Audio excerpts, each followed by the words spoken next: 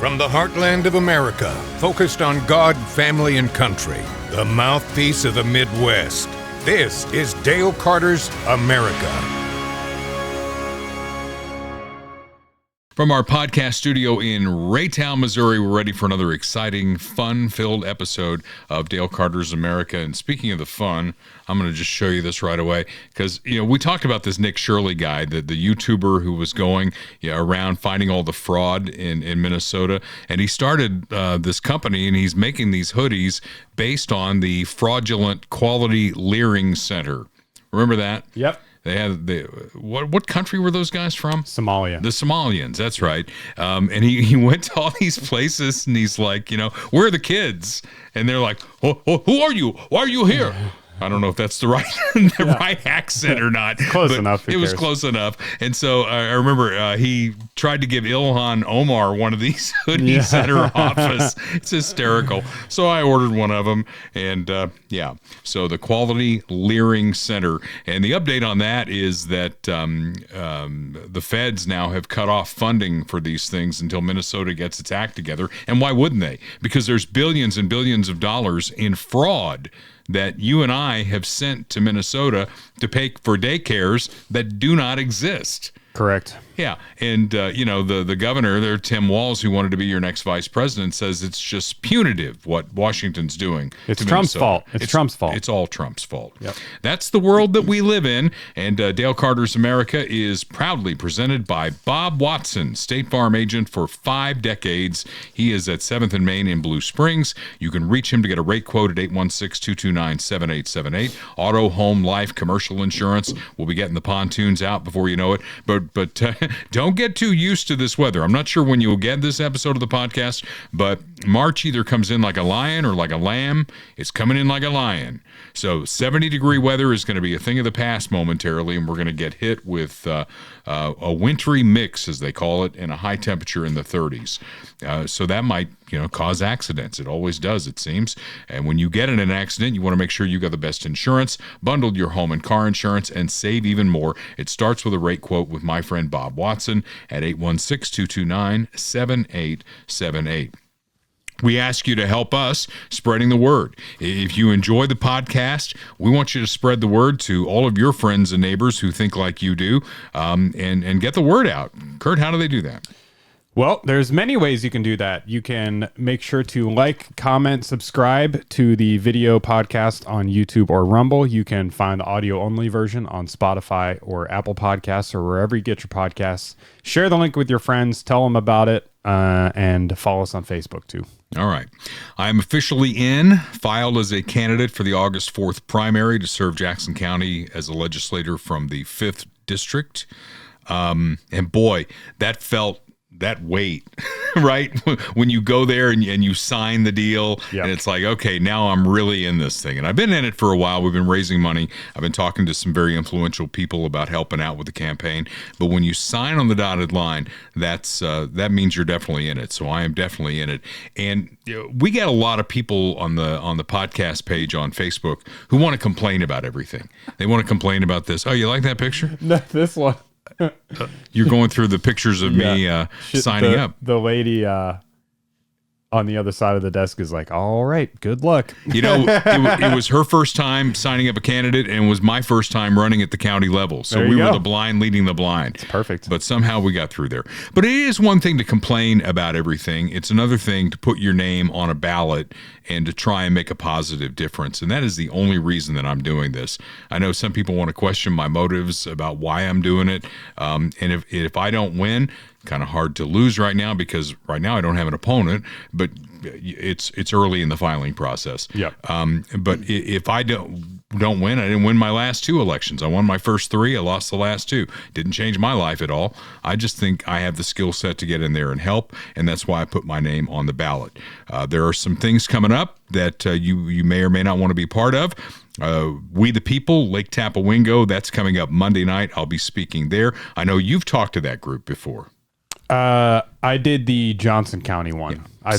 I've went to the Jackson County one though. Yeah. You have? Mm-hmm. Do they get a big crowd? Yeah. Okay. Yep. So I'll be on my A game. 4 years ago, but okay. yeah. Yeah. How should I dress for that?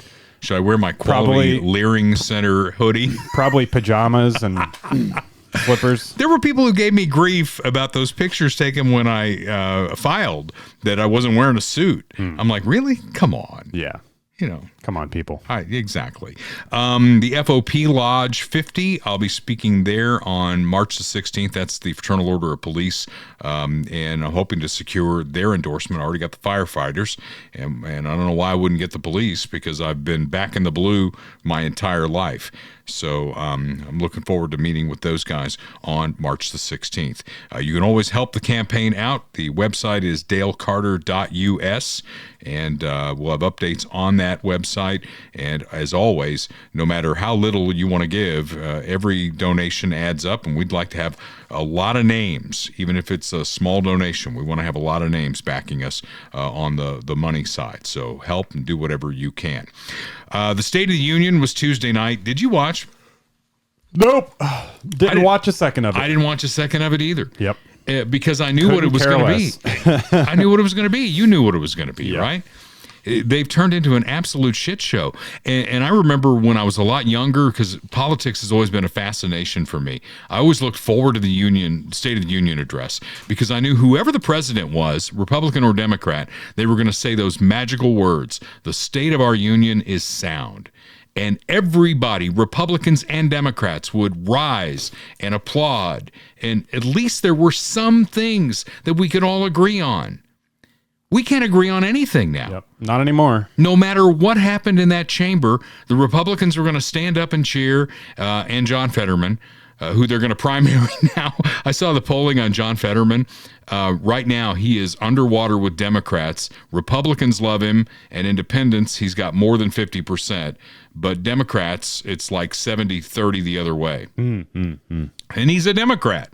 I mean, that's where the state of the Democrat Party is right now. You've got a real person who looks at every issue individually, and there are things that he's going to say that I'm not going to agree with, Kurt's not going to agree with, but he dares to agree with Trump on some things, and he's out. Right.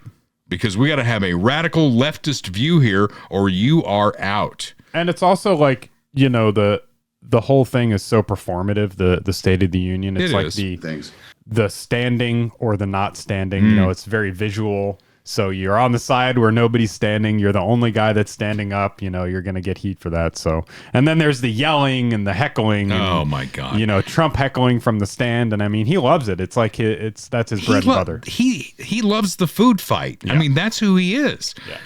I remember where this started. I think this is where it started back when Obama was president, and he was laying out his vision for Obamacare. And there was a congressman who just said two words: "You lie." Right. And it was like, oh my God. Yeah. Did you hear that? It was almost like being Catholic and all of a sudden the Baptists are behind you. It's like, hey, amen. Yeah. And being the Catholic, I'm looking for somebody to come with a ruler to knock the crap out of you. That's how different that was at that point. Now it's like everything goes. Now it's, you're a racist. You suck. Yeah.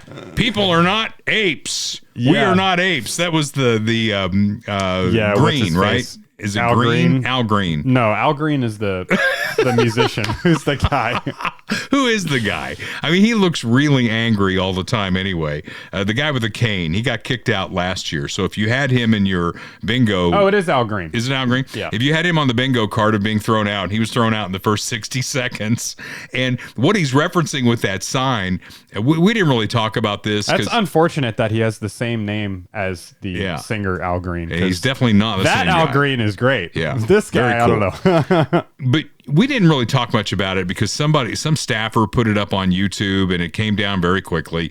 And it was a Lion King takeoff where all of the Democrats were different animals in the zoo, right? I think Hakeem Jeffries was a hyena for some reason or another. And they had the Obamas depicted as apes. And Donald Trump was depicted as the lion, thus the Lion King.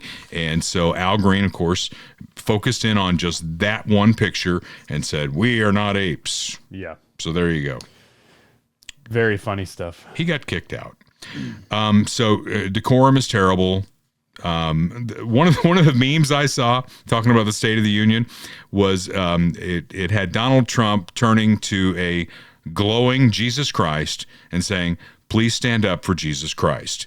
And all the Republicans are up, all the Democrats are sitting on their hands. Well, they probably shouldn't be standing either, if we're being honest. Yeah, well, whatever.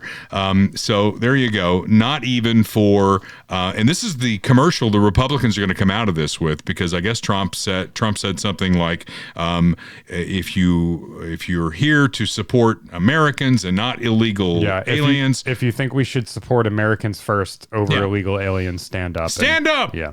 Stand up, Chuck. Oh, that was Biden. Sorry, that was an old line.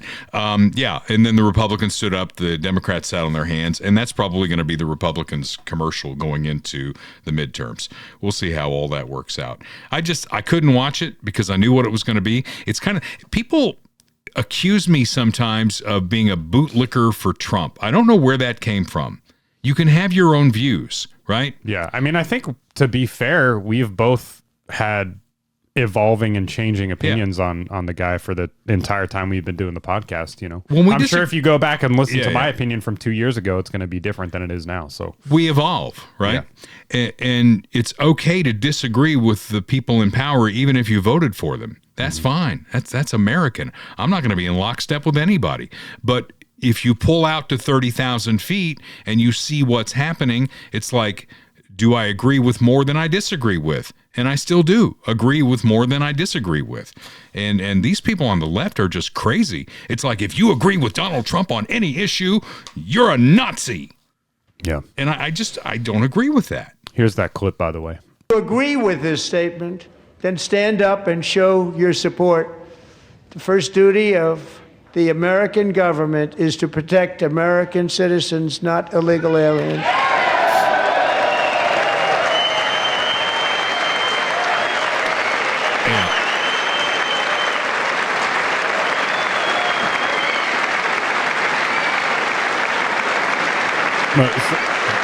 Someone's heckling. Yeah. The Democrats just look angry. Look at them. They're not standing up. Yeah. They hate America, right? Yeah. Terrible people. Don't they just look angry and unhinged a lot? Yeah. I mean, he's baiting them. So, of course, they're going to look angry. But like I said, the whole thing's just a show. I mean, look at his face. I just paused it. Look at his face right now.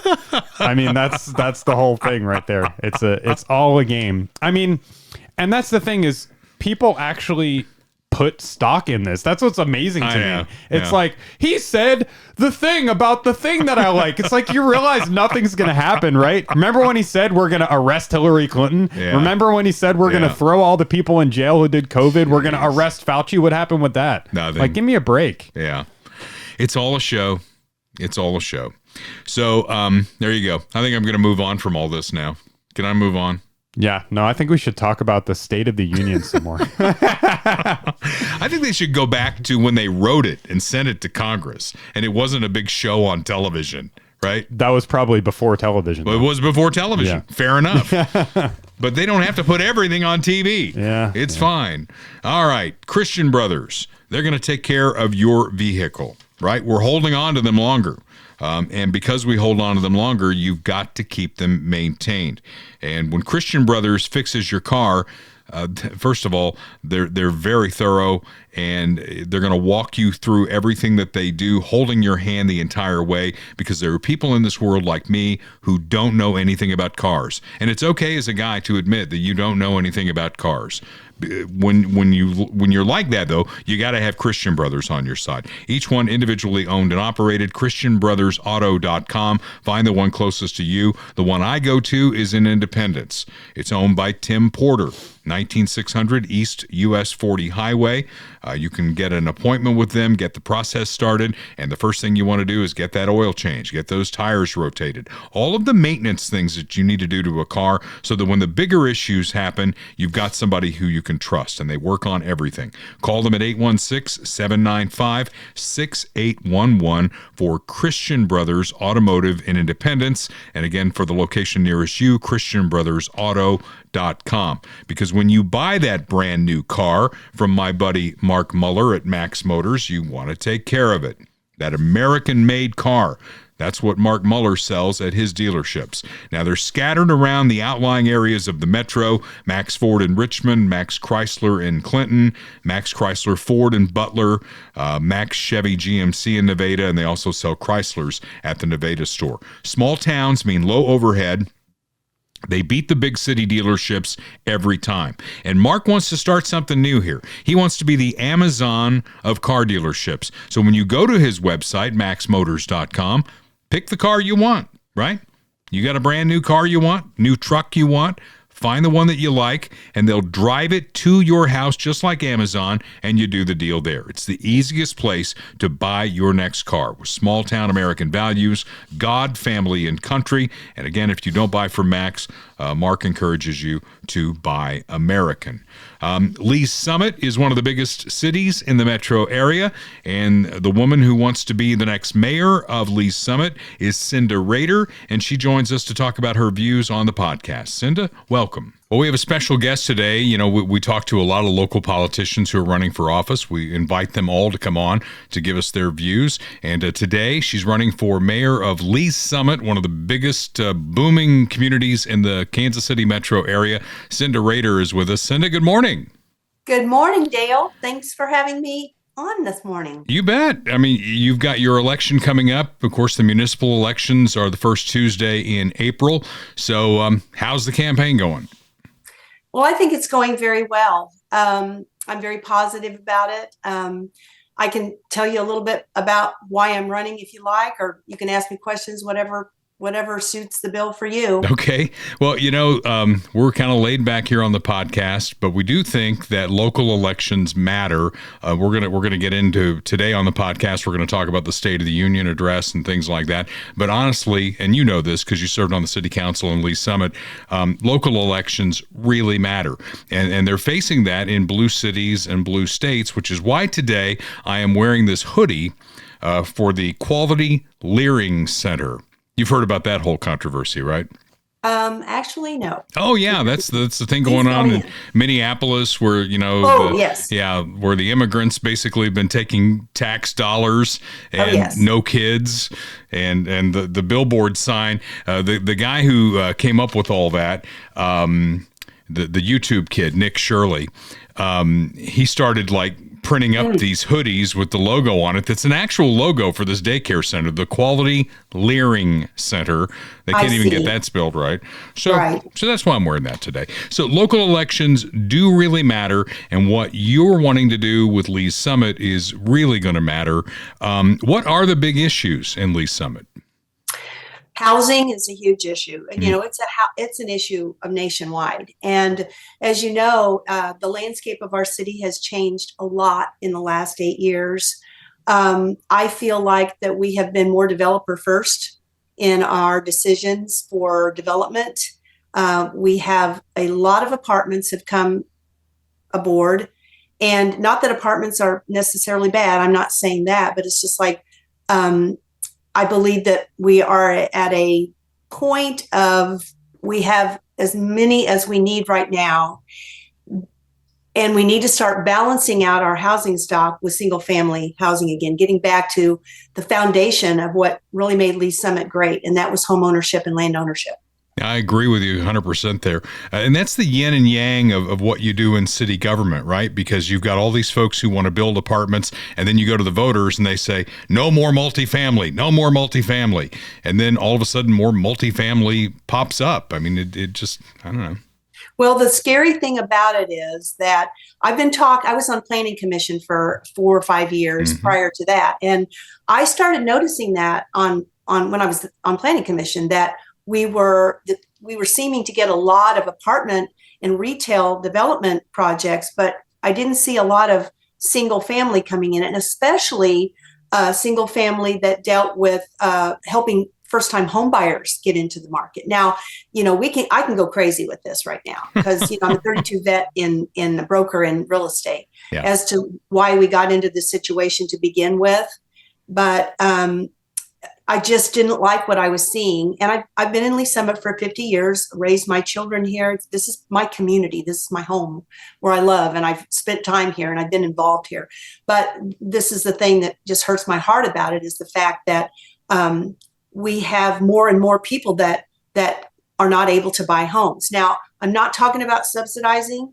I'm talking about building attainable homes, which we can do. They talk about the affordability factor and how it's almost impossible to do that. It's not impossible to do that. They're doing it in other cities. They're doing different kinds of building practices. Down in Springfield, they're doing what they call frame-ready houses, where it's panelized construction and can come in and built in a factory and brought in and can be lower cost. So that problem is very solvable. We just need to put more focus on it. And while I'm on the subject, I will say that Lee Summit has done a really good job of changing our UDO requirements and ordinances to help capture that. We've done small lot. We're doing small lot ordinances whereby, you can take an acre and put more housing units on it, single family housing units on than in the past. So we are working towards that, but we're just not doing enough. And as we continue to incentivize apartments, it just encourages more and more developers to bring that product instead of bringing us what we really, really need right now. Yeah.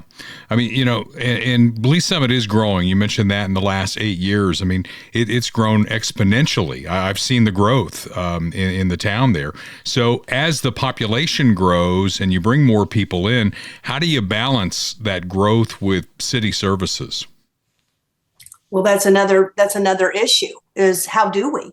So it's just like, if we're not getting, the big argument has been, we did this to increase our tax base, right? Right. And so to me, it's kind of like a well, I don't want to say a chicken and egg, but it feels like you're chasing your tail all the time. I'll put it that way. So it's just like, so we bring in more development, we bring in more people, and we don't have the capacity or the tax dollars to be able to afford to put in the infrastructure that we need. An example, we have so much traffic coming in on 291 onto 470 now. Well, that's a $300 million project.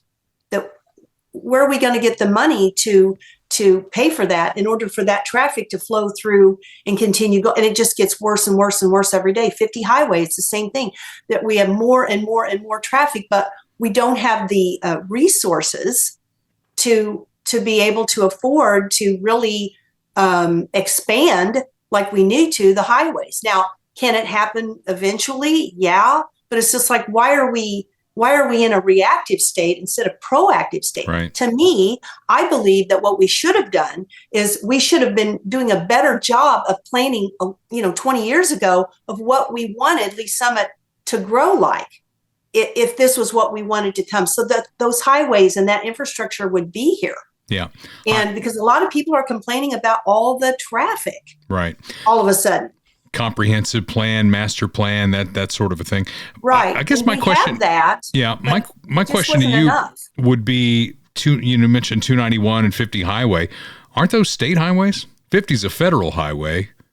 291, I think, is a state highway. Aren't there state and federal resources available to get those things done? Or not right. Well, we've got an improvement going on 291 and 50 highway. That's set, and we did get federal funds for that.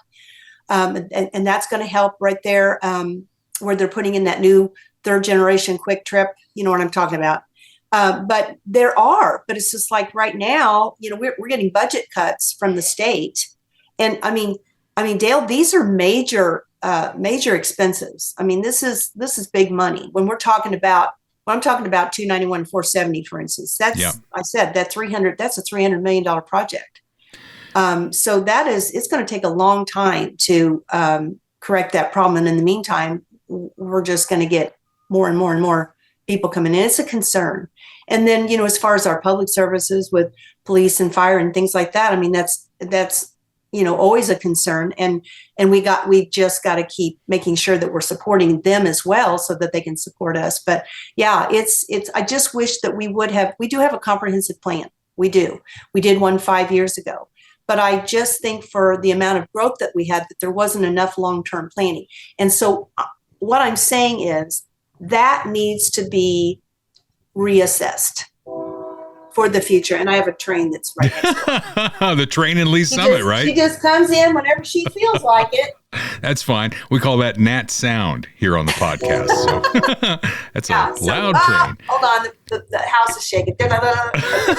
Is that the Amtrak train coming through Lee Summit? The Amtrak comes through here. This is a freight train coming through right now. All right.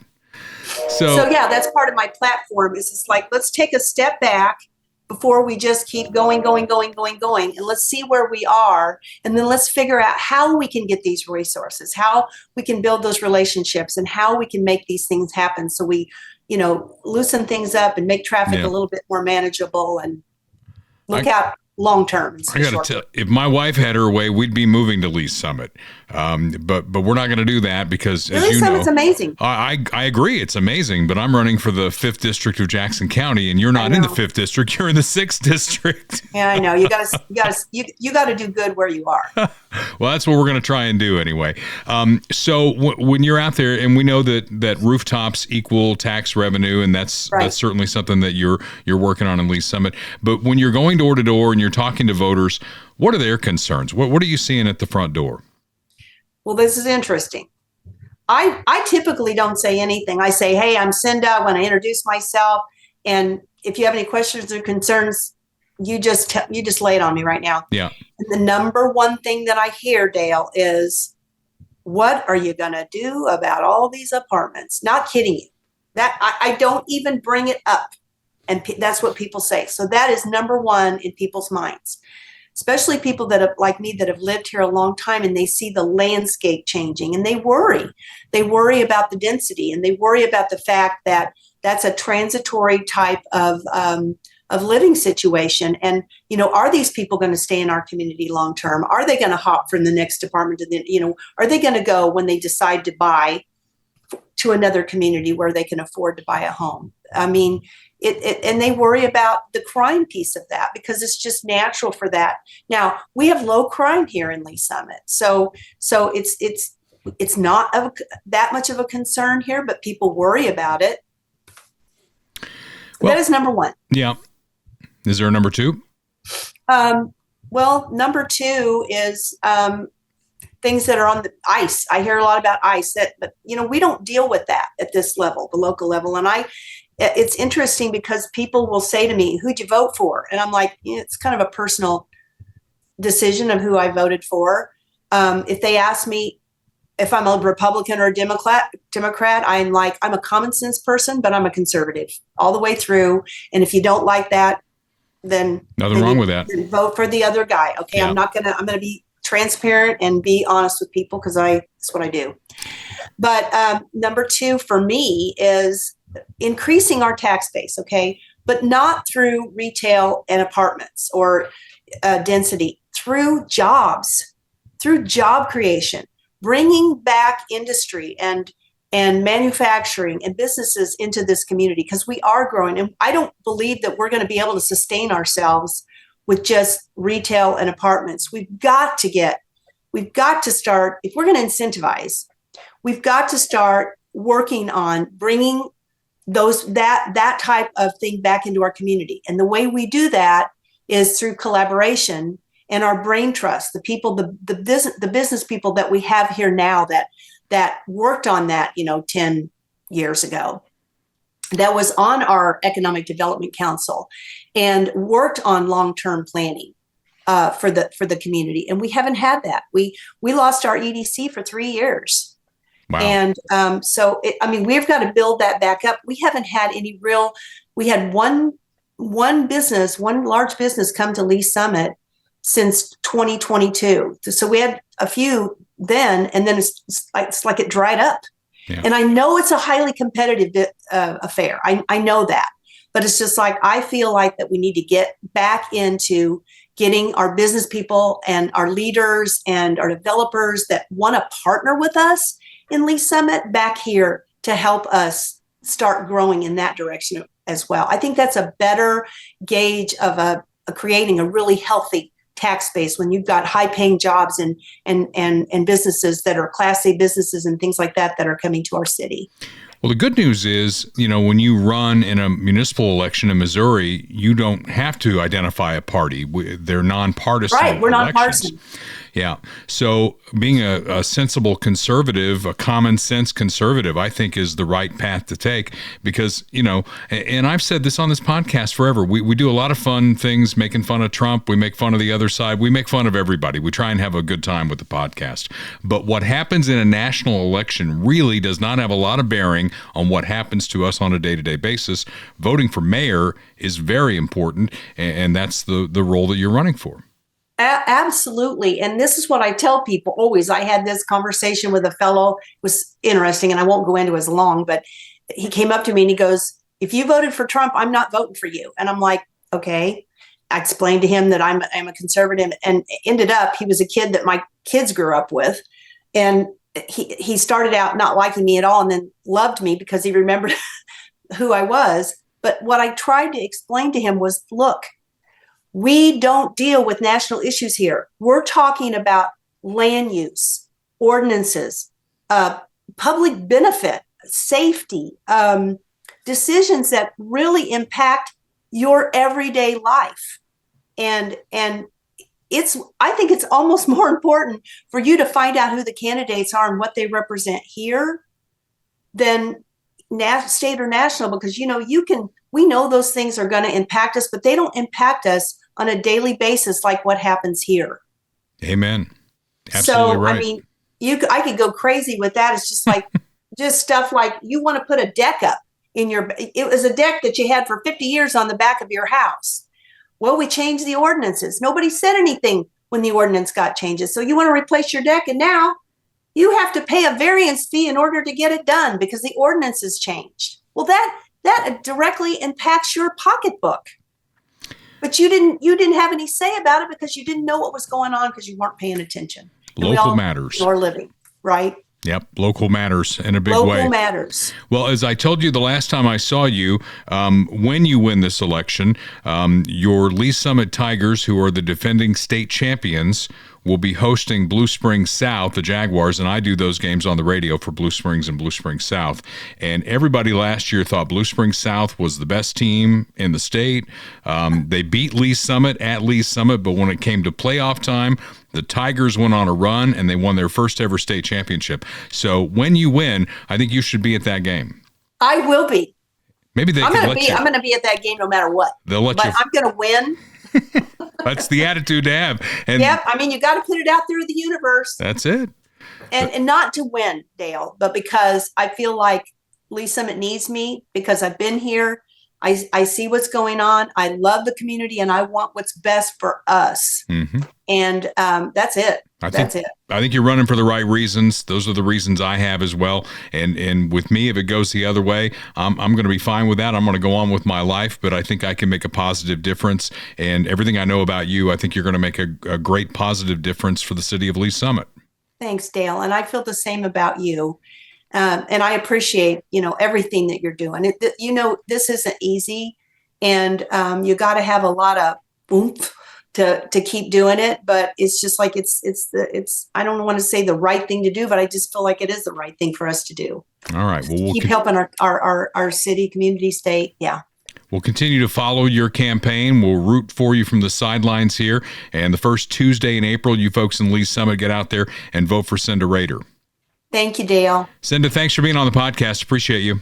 Hey, it was awesome. Thank you. I appreciate you as well. Take care. Cynda talked about crime not being very high in Lee Summit, and I hope it stays that way, but I have my doubts as more of the folks from the city move out into the suburbs, right? Because they're trying to get away from Kansas City, and who could blame them? But that path tends to bring crime levels up. We've seen that in Blue Springs. I know, as I've lived there for 30 years, and I've seen that over the years. Clay Como Shooters wants you to defend your turf. The Second Amendment is alive and well at Clay Como Shooters. I'm not telling you to go to Clay Como Shooters, buy a gun, and get in the middle of all the melee that's happening out there. I'm telling you to buy the firearm that makes the most sense for you to defend your home. And why is that important? There's a story out this week, Kurt, that Kansas City is bragging that they have cut the wait times on 911 to 20 seconds on average. Did you know there were wait times? Yeah. So let's go through a scenario. Somebody's breaking into your house, right? And you call 911. 911, please hold. Yeah. Okay. Now count to 20 as somebody's breaking in your house and know that that's the average. And that's just to get on the phone. That would tell me that exactly. That would tell me that, it could be a minute, right? Yep. What happens in a minute? And then what's the response time once they, dispatch somebody to come to your house? That's why you need the right firearm to defend your house, because you can't count on the police to respond in time when there's an emergency like that. It's the same thing with everything. Like if there's a fire in your house, are you going to just sit and wait for the fire department to come? No. Or are you going to get out? You're going to get out. Yeah. Yeah. But this is different, though. This is somebody breaking into your house. I know, but I'm saying like you're going to address the situation.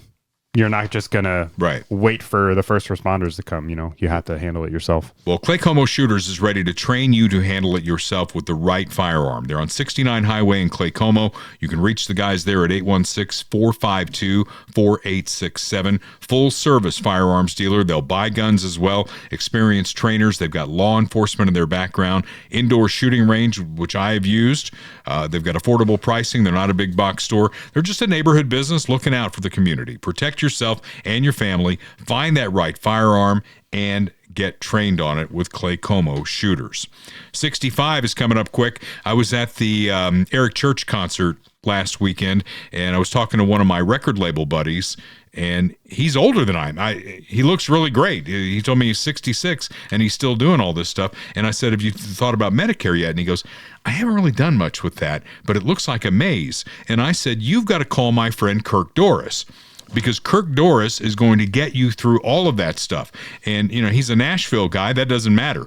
Kirk Doris at MedicareSimplifiedKC.com can answer your questions no matter where you are, because we're talking about a federal program here. Which part, which plan, which supplement do you need for it? You probably will need one, and he will help navigate all that based on your individual needs. Call him today at 816-701-6661. He's at 3600 South Nolan Road in Independence. You can't come to him, he'll come to you. But it starts with that conversation. Call him up. Check out everything that Kirk Doris will do for you at MedicareSimplifiedKC.com, and then get going with it, because 65 is coming up, especially if you're already past 65. Mm-hmm. You would think you would have had that conversation. You would think. All right. So we're spreading the word. Tariffs and SCOTUS. The Supreme Court came down on Donald Trump and said, okay, you're using this emergency authority here to implement tariffs on other countries. And with a 6-3 decision, you knew all three of the liberals were going to go that way, because Donald Trump could say the sky is blue, and I'm convinced that at least 2 of the 3 liberal justices would vote against him on that.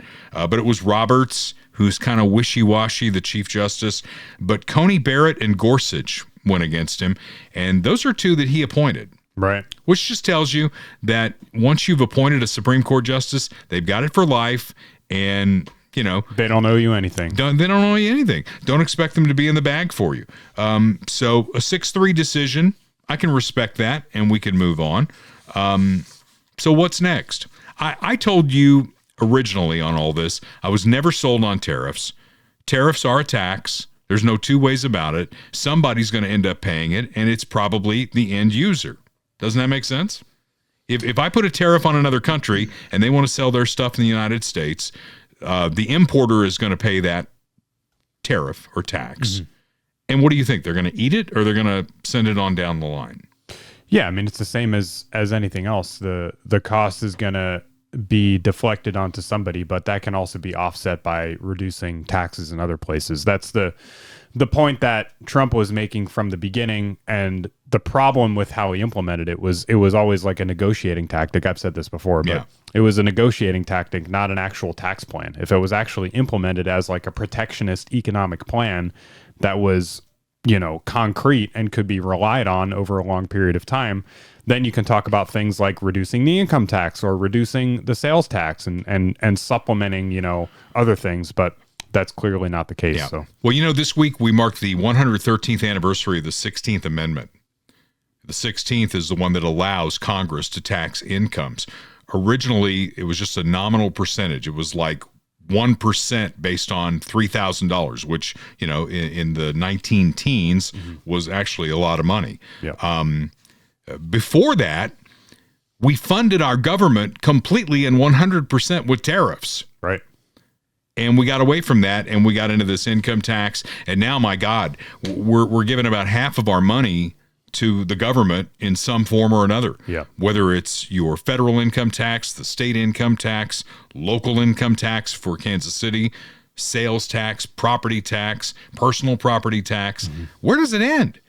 It never ends. And I mean, that's where I can understand the criticism. I think, like I said, there's an argument to be made for tariffs on a national level. But if, as a consumer and as somebody, as a provider, if other things aren't being, what's the word I'm looking for? Like released or, taken Equalized. down. Yeah, equalized, or there's another word that I can't think of, but then it's just another thing that you're paying for. So. Well, a lot of people are encouraging getting rid of the federal income tax and replacing it with a VAT tax, value-added tax. But once Congress gets their teeth into a value-added tax, which is a sales tax, you think the income tax is going to go away? Yep. No, it's the just income tax is never going away. It's never going away. It's a pipe dream. Yeah. I would love to see it, but it's never going to happen. Might happen in Missouri. I know they're working on it in Missouri, but that's a story for another day. So what is next on the whole tariff issue? Somebody that is smarter than me on a lot of this stuff, and I just like to hear him talk, is Senator John Kennedy from Louisiana. If you listen to the oral argument in this case, Stevie Wonder could see this decision coming. What's the end result? Here's the end result. For 13 months, President Trump assumed tariff authority that the Supreme Court today said he didn't have. Now, the president didn't just sit around admiring that trade authority, that tariff authority, sucking on his teeth. He used it, and he used it to negotiate trade agreements. India, Japan, South Korea, Europe, those countries are not going to rescind those trade agreements, not in your or my natural lifetime.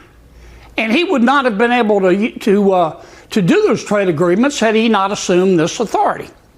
Number two, as your guests have pointed out, the IEPA statute, which the court ruled on today, is not the only trade statute, tariff statute.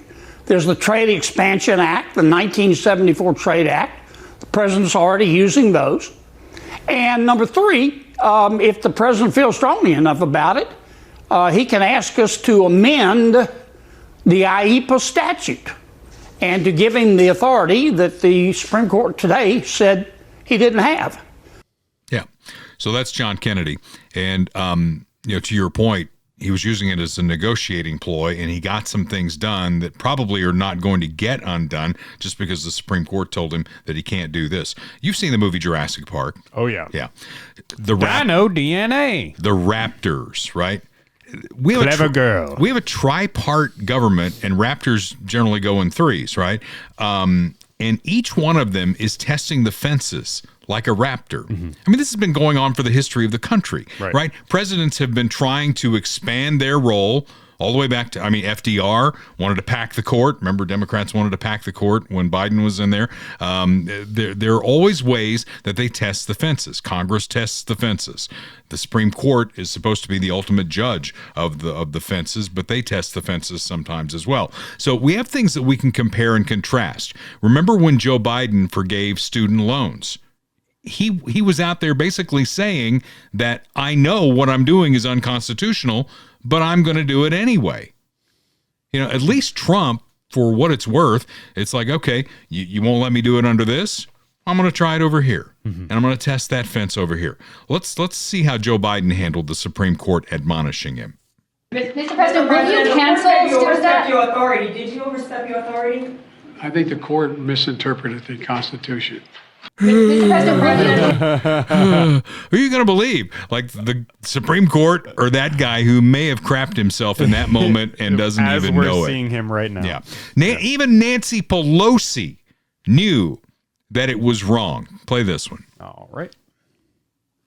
People think that the President of the United States, is this more on the subject than you ever want to know? Will you let me know? People think that the President of the United States has the power for debt forgiveness. He does not. He can postpone, he can delay, but he does not have that power. That has to be an act of Congress. She's right. She is so crazy, man. Yeah. Every time I see her, I'm just like, ooh. One more thing with the State of the Union that just occurred to me, because I've seen it in clips and I've heard different things. But I guess Trump at some point was talking about the bill that he wants to get passed where Congress people can't use insider trading in order to enrich themselves. And when he said that, he got a standing ovation from Democrats. And he goes, oh, I mean, did Nancy stand up for that? Is Nancy here? Yeah. Here. Let's find the clip. Let's also ensure that members of Congress cannot corruptly profit from using insider information.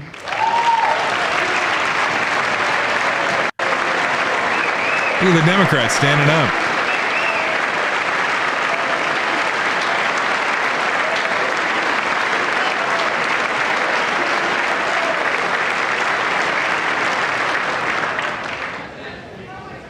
They stood up for that. I can't believe it.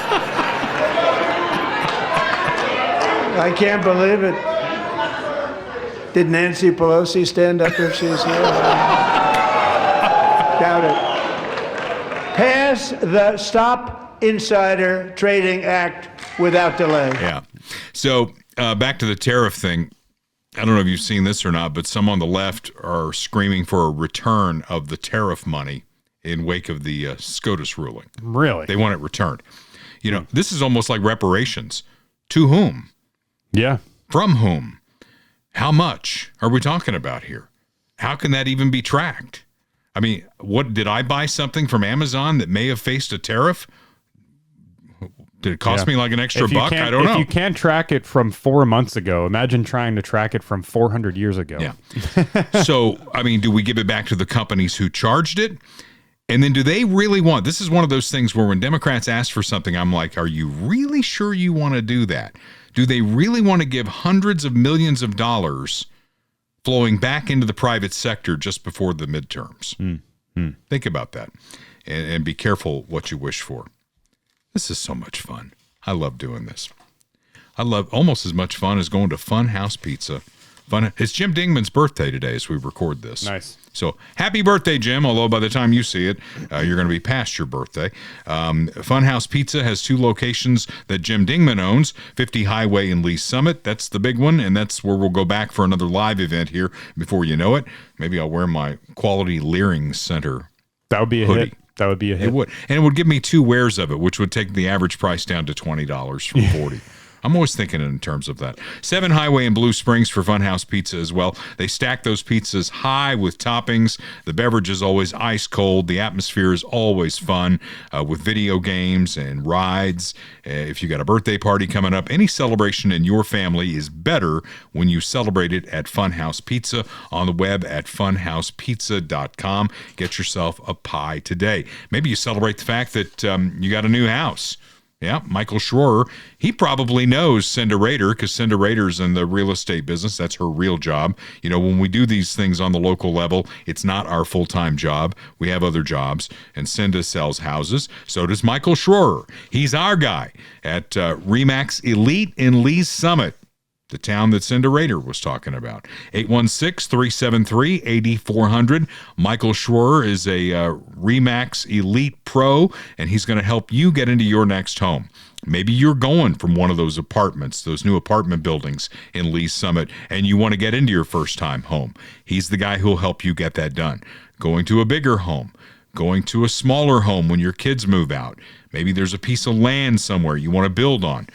Give Michael Schroer a call and get that process started. Again, 816-373-8400. His cell is 816-520-9342. You can email him at michaelschroer56@gmail.com. That's Michael, spelled like you'd spell Michael, and then SCHROER, the number 56 at gmail.com. Sell that Tremendous house. people. He's a tremendous person. I don't think he's people. He might have an assistant or a team or something. I didn't know if he changed his pronouns or something. He doesn't seem like the kind of guy who's going to change his pronouns. Is that how that would work? If somebody's a they, them, and you're talking, would they be people? I would guess. I mean, it's plural. I mean, I don't want to get into grammar police here or anything, but it's possible. So fun with Democrats, because these people want your vote on a national level next time. Now, I said earlier that national elections, while they matter, they don't matter as much to you and your everyday life as local elections. And I'll throw this out as food for thought, because nobody really thought about the county other than it was a bunch of inept people running around. They never thought you could really harm us. And then all of a sudden, people started getting their assessments, and they were 50% more than the last year. Some of them 100% more than the last year. And then people started asking questions. Well, wait a minute. Did we vote for these people? Oh, yeah. We voted for Frank because he played second base for the Royals. So surely he can run the county. And it turned out that he couldn't. An unelected assessor was going willy-nilly on assessments. We're starting to get some of that under control, but it just highlights to you how local elections really matter. Yet these people on the national level, they want to be your next president. Now, Marco Rubio, who I think probably wants to be the next president, I think it's going to be either him or Vance on the Republican side. We'll see how that all shakes out in a post-Donald Trump world. But he gave a speech over in Munich. Did you see any of that? No. Am I playing that first or the other clip first? I don't have them labeled. The AOC? The AOC. We're not going to play a Rubio thing because you can go find that and look at it. I think he gave a really great speech with where American foreign policy is headed, maybe in the next decade or so.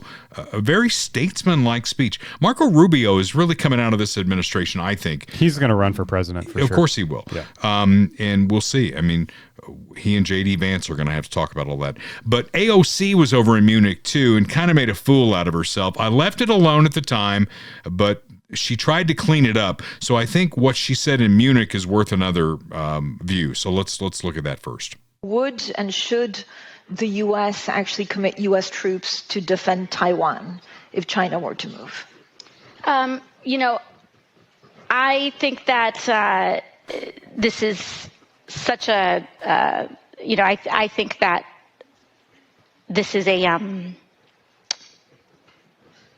of course a very longstanding policy of the United States. And I think what we are hoping for is that we want to make sure that we never get to that point. And we want to make sure that we are moving in all of our economic research and our global positions to avoid any such confrontation and for that question to even arise. Wow. I mean, we really don't want to elect stupid people at the national level. And she has never really said anything that indicates to me that she's got more than two brain cells to rub together. Yeah. And again, she's a bartender. And the thing is, like, it's nothing against bartenders. Bartenders can be great and very smart people. Sure. For sure. There's plenty of bartenders who I'm sure are way smarter and better people than I am. That's not what I'm saying. But like, there was no transition from her being a ditzy female bartender to being a member of Congress. It's this like she's the same person. Oh, and now it's not just a member of Congress, one of 435. Now they're touting her to run for president of the United States. Yeah, and she's getting sent to Munich to give like foreign policy speeches because it's just a popularity contest. And these are people who have never owned or done anything. I mean, we'll get to Mamdani here in a little bit, but you got to run something before you can say that you're going to run the country. Now, the reason why I went back and got this, I let her have a pass last time. I was going to let it go, probably file it away for some other time, but she actually posted a video to try and fix it. And this thing is, play it.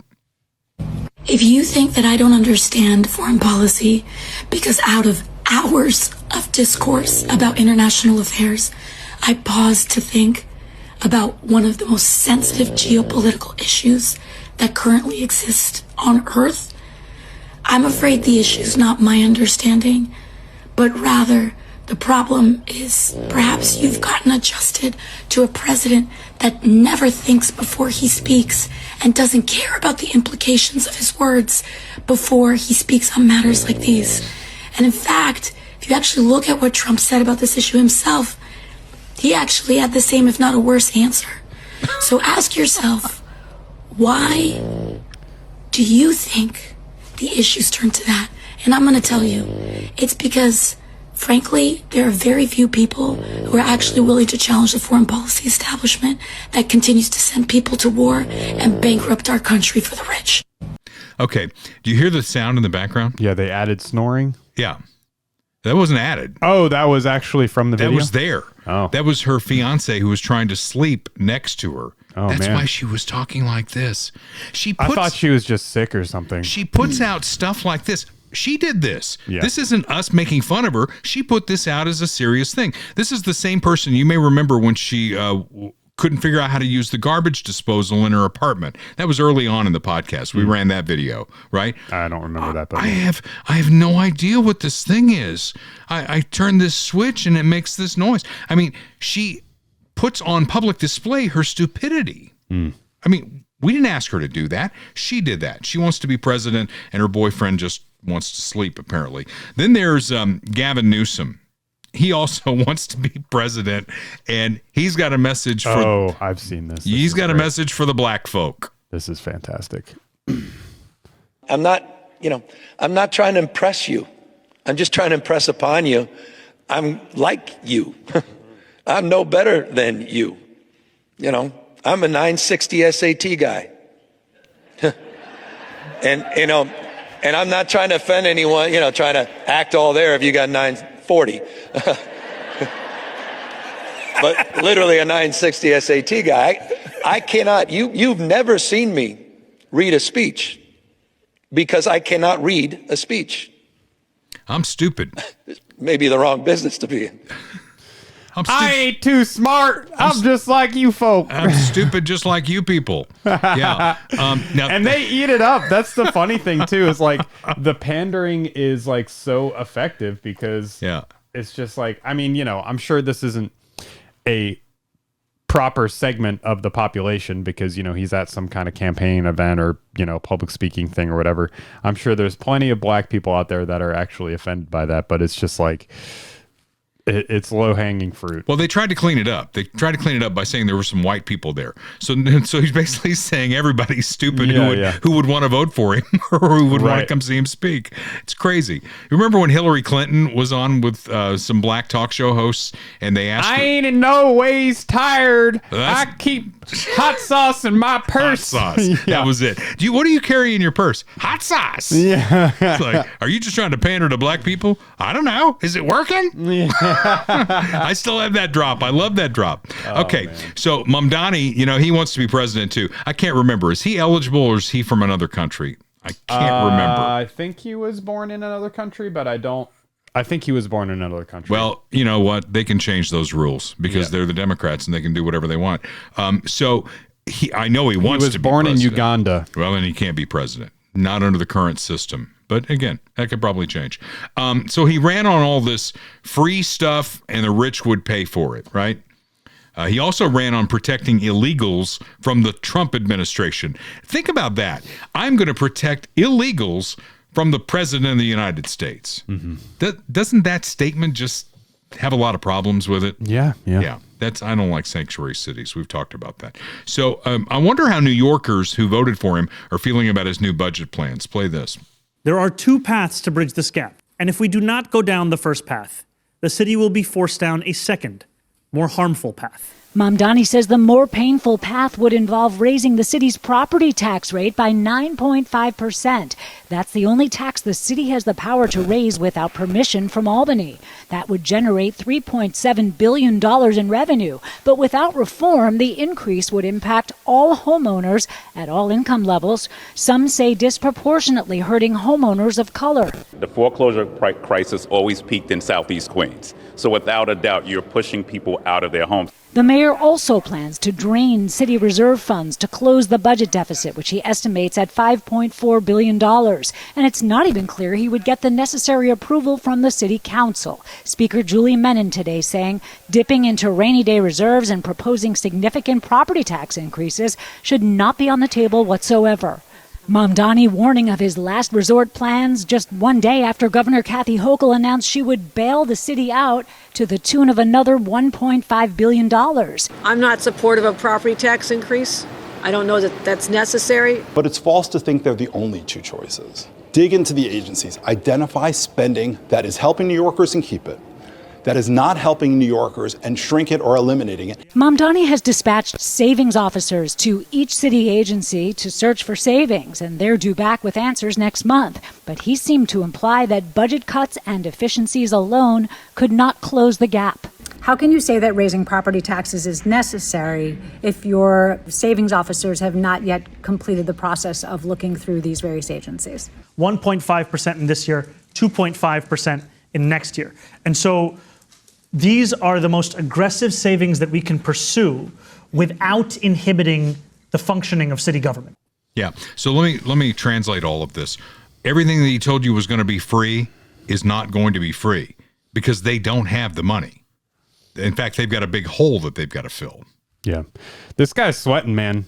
He's feeling the pressure. I feel like, now that he's in the job, he's like, oh crap, I actually have to like do this and do numbers and stuff.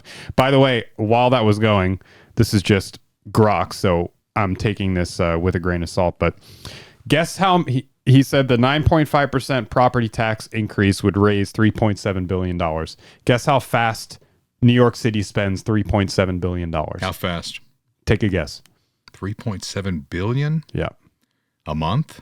11 days. 11 days. 11 days. Goodness. They spend $3.7 billion in 11 days. And how many businesses or how much business dollar amount is going to leave the city if you raise property taxes by 9.5%? Democrats don't believe anybody will leave over this. They'll just stay here and suck it up. We'll see. So some of his other proposals that were not in that video, rent freeze proposals. Okay.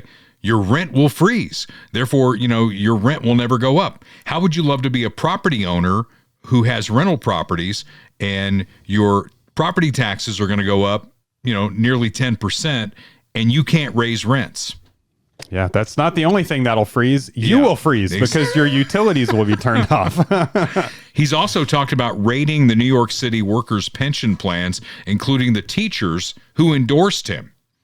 And, to your point earlier, they'll probably still vote for him. Mm-hmm. Oh, we love this guy. We love this guy. It's the last guy's fault. The last guy also was a Democrat, by the way. He's brown. He's foreign. He's handsome. Yeah. He's what did Biden say about Obama? He's clean and articulate. Yeah. That's what he said about Obama.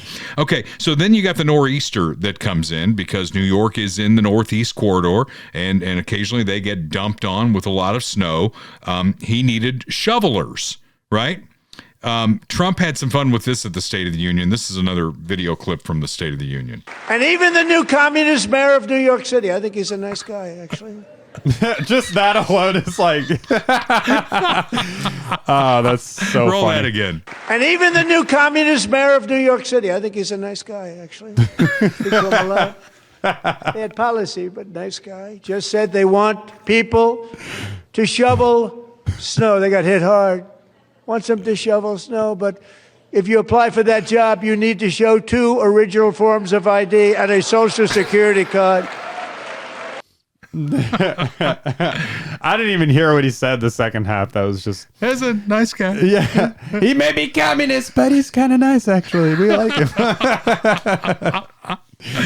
So, I mean, the point there was, we want you to come shovel, but we're going to need you to bring, 2 forms of ID and a Social Security card. So again, voting, we don't care so much. But, you want to shovel snow and make $19 an hour from the city, we're going to need to verify that you are, in fact, a U.S. citizen. I am still sparring with people over this on Facebook who just don't understand it. And most of our audience is in Kansas or Missouri. I know we got some national folks too. But this is not an issue in Kansas and Missouri. When you go vote, and I went back and forth with John Town on this because I said on the last podcast that every time I vote, I give them my driver's license and they swipe it and then I go vote. And he says, you did not just say that you had to have your driver's license. And I thought, well, that's what I do because it's the simplest thing. And then I went online and it's like, okay, what do I need to vote in Missouri? And it's a very short list. And at the very top of it is the driver's license. Mm-hmm. I could have used my passport, which I have, a military ID if I had that, or other state or federally approved photo ID is what you have to have. So we have it in Kansas and Missouri, and it is working. This is about states that don't want to know, right? Yeah. California, where it's illegal to even ask for ID. What in the world could possibly be behind that, right? Why do they want to make sure... Why don't they want to make sure, let me say it right, that eligible citizens are voting? Mm-hmm. What is the problem with making sure? Because they've tried every, trial balloon that they can to make it look bad, like, oh, well, black people are too stupid to get an ID. Women, come on, really? I mean, what if they got divorced? They're even dumber. Hey, they're even dumber. And, what if they got divorced? I mean, this is all about the registration process that leads to voting. So once you register, and I just filed a run for Jackson County's 5th District. You can't believe the documentation I had to take with me to do that, to prove to them that A, I'm an American citizen, B, I've paid all of my taxes. They want to make sure of all that stuff. And there was a lot of other documentation I had to do. That gets me on the ballot. Okay, when I registered to vote, I went through a lot of things. And again, I don't know about everybody else, but I keep my documents in a strong box somewhere. So when I need my birth certificate, I know where it is. And if I ever lost my birth certificate, I know where I was born. I call that county and say, hey, I need a copy of my birth certificate. It's not the end of the world. These things happen all the time. And again, that's the registration process. I feel like I just want to get a hammer out and beat through the brains of these people who don't understand this and don't get it. And then when you go vote, then you pull out your driver's license, which ties to everything that you just did. And it's a very simple process to vote. Why can't they understand this? Yeah, and you don't have a right to vote. It's a privilege, It is a privilege, like a driver's license. It's a privilege. Yeah. So, and you need to be a citizen. I mean, it's that simple. Oh, that sounds like a poll tax to me. You want to go back to Jim Crow 2.0. Does anybody hear them? And are you buying into this? I just don't understand it. And I get back to the question, what in the world is in it for a state like California or New York to not ask for voter ID? Mm-hmm. What are they getting out of it? If you distill it down to their motives, I think it's kind of sinister. These are states that have welcomed with open arms illegal immigrants, people who have crossed this border illegally. And you're nuts if you don't think that they want them to vote. Yeah, it benefits them. Why wouldn't they? Of course it does. Everything from apportionment for House seats to tipping the balance in a presidential election. Wake up, people. Voter ID is something that's simple. It's done in most of the states in this country, and it is running really well. It's the outliers who we're trying to get on the same page with us. All right. Royal Roofing and Solar. Let's tell you about those guys because Austin Watterson is doing tremendous work out there. He's working with insurance companies. He put out a post today that I thought was really interesting. He said that insurance people that he knows, insurance agents, they are losing homeowners clients. And he's like, I want to help you save those people. Now, let's think about this. If you've got a roof on your house that's, say, 18 years old, it's making your homeowner's insurance more expensive. So get a new roof from roofedbyroyal.com, and maybe you'll save enough to be able to pay your homeowner's insurance with the agent that you have now. That's why Austin is working with insurance agents to try and get this done. Whatever the case may be, we're coming out of winter. Get Austin and his team on top of your house. Let's see what the condition of that roof is. Maybe you're fine. Maybe it's a partial thing that needs to happen. Maybe like me, you need a full roof. These are the people that I trust who are going to get you what you need and couple that with your homeowner's insurance.